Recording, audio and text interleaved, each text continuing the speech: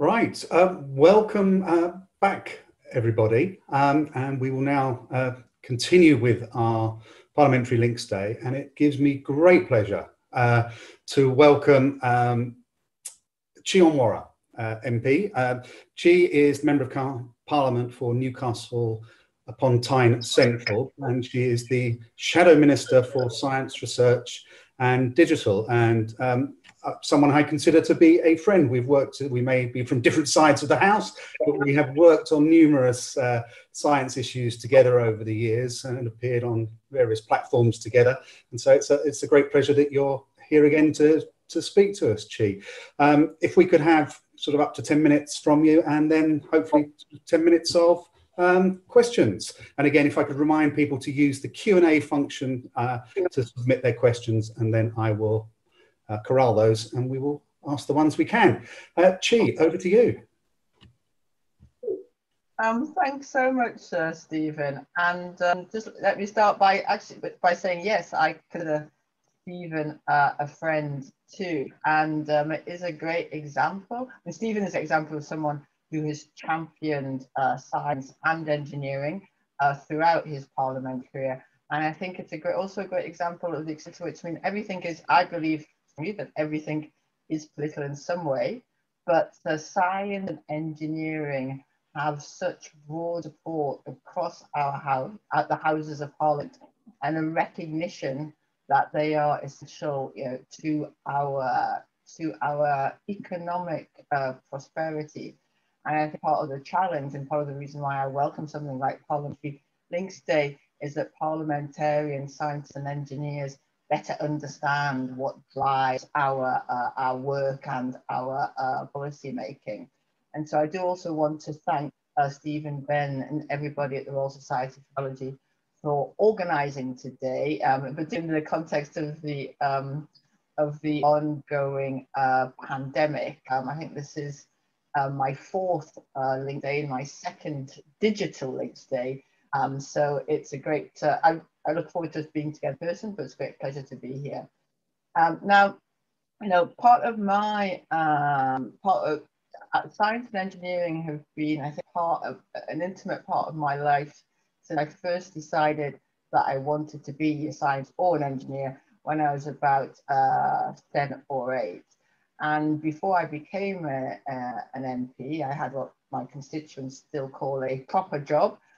I worked in engineering, telecoms engineering, all over the world, building out the networks which have now become the internet, and also regulating them. And I like to say that I entered politics and engineering for exactly the same reasons. It was about a quarter of a century apart, and that was make the world work better for everyone. I believe now, as I believe then, that politics and science are the twin engines of progress for humanity. And our country has a proud scientific tradition, from Isaac Newton to Stephen Hawking, from Ada Lovelace to Rosalind Franklin, and today Leslie Yellowlees, Jocelyn Bell Burnell, and Newcastle-born Peter Higgs, discovered the Higgs boson. Britain's scientific giants have bestrode the world, and our science sector continues to lead the world, powering our economy in the process. I think in this week of the International Day of Women in Engineering, on Wednesday, it's particularly important to celebrate the contribution of women engineers and scientists. So I'm a strong believer in science for science's sake, and I think it's part of our innate humanity to seek to push forward the bounds of knowledge. And it is science and engineering that can help us address the great, existential threat of our time. Growing up in the Northeast was one of the reasons why I became an engineer, inspired by the visible signs of our great engineering history. And I recognize that as leading the first country to go through the Industrial Revolution, that great bridging and expansion of knowledge and engineering and technology, that laid foundations for the carbon-based industrial economy, which now threatens humanity. Climate change is the existential threat of our time. Engineers and scientists certainly played a role in creating that threat, as part of benefiting and progressing humanity. And now, both as an engineer and a politician, I'm really excited about the opportunity and the challenge that addressing the threat of climate change represents for UK science and engineering. I believe that our science sector can rise to the challenge and help provide solutions that speed up the journey to net zero and a sustainable way of life for us all. And as a child, the engineering marvels that I saw before me in this race inspired me. Today, net zero is a challenge that inspires us all. I've spoken at climate change strikes for school children in Newcastle, and I know that there's a generation of young people who are committed to saving the planet and transforming the world. It's a huge challenge, but it's also a huge opportunity. And we're in the decisive decade in the fight against climate and environmental breakdown. But the UN Climate Summit COP26, which the UK is hosting in Glasgow, is a critical moment for our planet and our country. And the summit's overriding objective must be to put the world decisively on course to deliver on the ambition of the Paris Agreement and keep alive the hope of limiting heating to 1.5 degrees centigrade. But our credibility as COP president rests on the example we set at home. And despite, I'm afraid to say, the government's rhetoric and manifest commitment to reach net zero by 2050, the UK is off track to meet our legally binding net zero targets.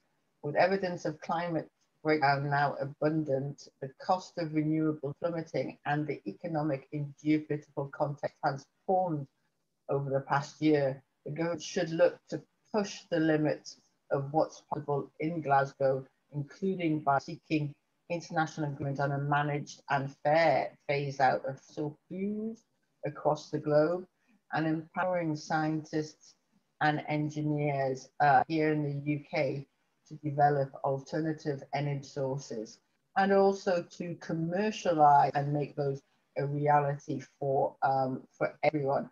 I think there's two things which are particularly important about how the world of science and engineering addresses climate change, and that reflects my belief that science and engineering have to be part of our cultural DNA, and they have to be recognized as being for everyone and not simply for some people in ivory towers, or who have the good fortune to, like me, decide what they want to do at the age of 7 or 8, have the science capital, to be able to make those kinds of decisions. I want the opportunities which will come from the second green industrial revolution to be accessible to everyone, and that also means putting in place excellent support for scientific education, and also making available lifelong learning, so that those in areas in sectors which unfortunately technological change will probably reduce the number of jobs available, can transition fairly and relatively easily into the jobs which are going to be created by addressing climate change, such as the army of climate change engineers that we need to do everything from upgrade home heating systems to putting putting in place carbon capture and storage, and ensuring that our new smart energy grid is driven by sustainable energy sources. I think I chair the all-party parliamentary group for diversity and inclusivity in science and engineering, and we published a report last year which talked about the importance of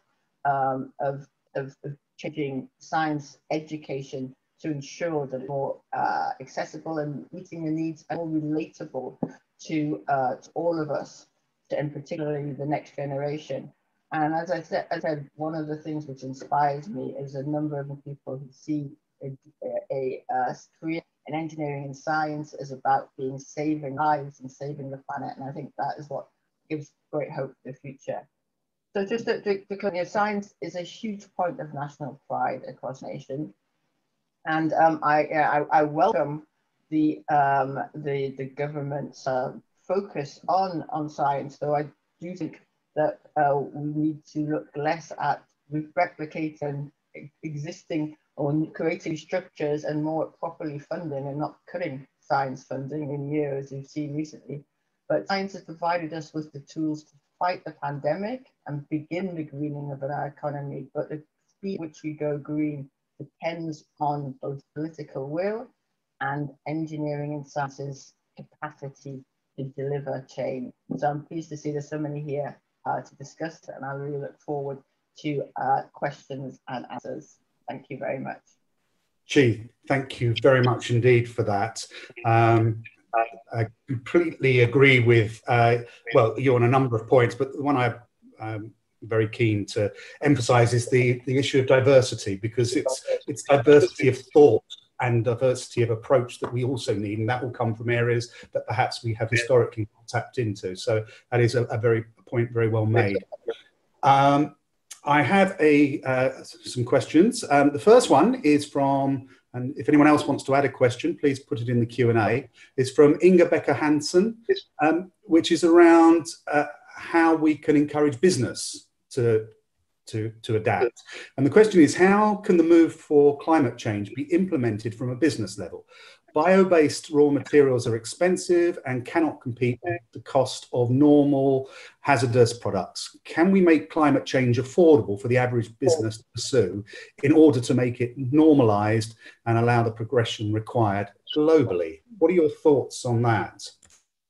Well, let me just say that's an absolutely great question. But okay, Steve, just before I just wanted to come back to the point that you made about a diversity of thought, because I thought it was a really important point. And I sometimes say that diversity, inclusion, and climate change are two great sort of threats and opportunities for the engineering and scientific community. And somebody said to me that they're the same, because we cannot address climate change without having diversity of thought. That requires diversity of people and diversity of scientists and engineers. But the question about how business, how can, if you like, normalize a net zero business environment and make it affordable to businesses is a really important one. And I'm not going to pretend that I have all the answers, but I do think we have to recognize two things. One thing sort of really gives me hope, and that is that every technology becomes cheaper and more affordable with use and commercialization. I think there is a technology which has ever become more expensive the more people have used it. And yes, of course, it was controlled by an monopoly provider, but let's not talk about that. So we need to drive ticker by making it more by supporting businesses through and the Made UK, the manufacturing association, has a number of made smarter pilots. We on the Labour Party argue should have more support in order to, if you like, to prime these technology take-ups. Because one of the second thing, most important to remember also, is that small businesses do not have the time, don't have a tech CTO, they don't have a process officer, they don't have the time to do this kind of investigation themselves. We need to be providing the support to help transition businesses to a more sustainable process, and then over time, the way themselves will become cheaper and more accessible. Thank you. Absolutely. The next question is, energy policy has a key role to play in the UK's plans to reduce carbon. Does the opposition agree that the current timeline and policy framework are realistic and go far enough, quickly enough? Or if not, what would your focus in government be? Thanks. That's a great question. I think we've got to recognise that the current, firstly, that we did not think that the Prime Minister's ambitions or targets were ambitious enough. but given the lack of progress that has been made on them, and I think this is a critical point, because we have to start from where we are now. And whereas 2 or 3 years ago we were arguing for much more aggressive timeline, and I think we still would certainly are arguing for a much more aggressive approach to transforming our economy. And for example, a 20 billion investment in green infrastructure to support that. We have to recognise that the climate committee says that we're not on track to meet the current targets that our government has set itself. And I think so we have to stop where we are, and we're in a worse place than we should be. I'd say that our key, one of the key policy differences between ourselves and the government is that we believe in directing investment along sustainable lines. And I think that's investment in infrastructure, but that's also investment in skills. And so we've talked about, an army of climate change engineers, investing in 100,000 apprenticeships, so that the people are there to upgrade the boilers from our current carbon-based oil and gas boilers to heat pumps and etc. So it's not, as I said in my speech, it's not. I don't think it's too late that we, as a planet and as a country, we can still look to meet the 1.5% target, but we're not in the place that we need to be, and we need to invest in infrastructure and invest in skills, as well as sending very clear signals to business and the economy that this is the way. There is no turning back from a net zero future. Thank you. Next question is from Natasha Hall. Again, could I ask you just to mute, because apparently we get lots of feedback, Chi. Thank you. Next question is from Natasha Hall. I'm going to slightly paraphrase it, not much, because we've talked a lot about how critical it is to achieve net zero by 2050 and to adhere to the Paris Agreement. There are many scientific options, some of which we've obviously discussed here today. But what options do you think there are for governments to enforce or force companies to make positive changes, even if this might go against them making profits in the short term, particularly after the challenges that they may have faced over the last 18 months? Or is it better not to force people? It's better to encourage and bring people along with us. I'll unmute now. Yes, I'm not in Parliament, and there's a lot of noise going on here. Well, that's another excellent question. But I would say to you, that the pandemic has been devastating for many businesses. Some businesses have gained significantly. And I think it's I think that there's 5 billion more spent online, 2 billion of which has gone straight to Amazon. So one of the things we argued for was a minimum global tax rate of 21%, as opposed to the 15% this government forced Biden, the G7 to agree initially, which would have provided additional funds to build back better. I think that's the key phrase in terms of giving that some meaning, because building back better has to mean building greener. And whilst the pandemic has been a huge challenge, and many businesses have not had the support they needed, in terms of and argued that that support should be made in a fashion that was sustainable. And in terms of the support that we now need as we sort of come back out of lockdown, then should ensure that that support is provided to make green changes, because there is the economy. This has been a huge shock to the economy. We've seen just look at what has happened to the aviation industry. That is in some respects an opportunity to put in place change which is sustainable and which is greener. And so I would argue that the pandemic and building up from the pandemic has to be part of the transition to net zero, and putting in place, you know, the support for both the, you know, the scientific research to enable greener technologies and processes, but also the commercialization of the one that we currently have, from that will be part of constructing a new economy which is more sustainable and also fairer. Thank you. And thank you again for joining us this morning. As ever, time has beaten us, but we are very grateful for you spending time with us, and hopefully next year we can be doing this in person again, and hopefully you'll be able to join us if appropriate. But thank you for your thoughts and insights, and we will see you again very soon.